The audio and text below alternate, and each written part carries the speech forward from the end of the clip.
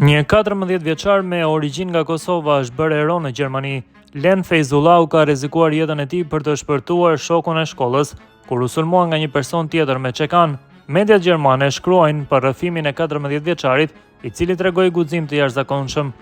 14 vjeçari po qëndronte në oborrin e shkollës me dy shokët e tij, kur një adoleshent ju afrua atyre dhe mbante një çekan, si dhe ishte veshur me uniformë ushtarake. Fillimisht mendova se ishte i gomas dhe se po përpiqeshin të më bënin shaka, ka rrëfyer 14 vjeçari, por ajo që ndodhi pastaj nuk ishte as pak shaka dhe po të mos vraponte në ndihmë të shokut të tij dhe të rrezikonte jetën e vet, gjërat do të kishin shkuar edhe më keq. Sulmi ka shokuar Friedebergun në Gjermani në mes të tetorit. Një 15 vjeçar pati sulmuar dy 14 vjeçarët pak para se të niste mësimi, duke e lënduar njërin prej tyre rënd. Agresori është në mbajtje në akuzën për tentim vrasje dhe lëndim të rënd.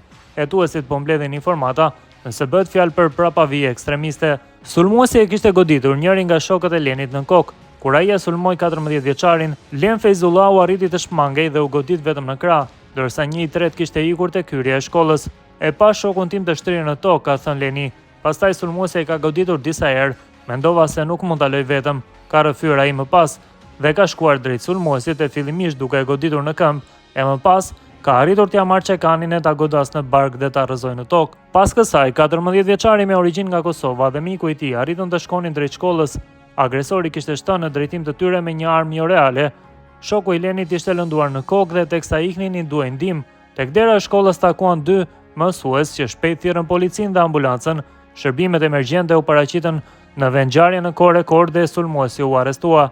15 vjeçari kishte të kaluar me kërcënime dhe po hetohet edhe për mundësinë e ekstremizmit. Sa kaq Len Fejzullau ka dhënë deklaratë në polici. Ai ka përgënjeshtruar edhe komentet në TikTok se sulmuesi ka qenë i bullizuar duke thënë se e ka njohur vetëm si figurë. Madje ka thënë se po qese sulmuesi do të ishte i huaj, komentet do të ishin ndryshe.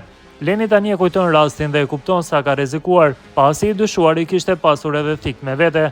Ndërkohë, pak ditë pas ngjarjes, Len Fejzullau u ftua edhe në takim nga kryebashkiaku Roland Eichmann.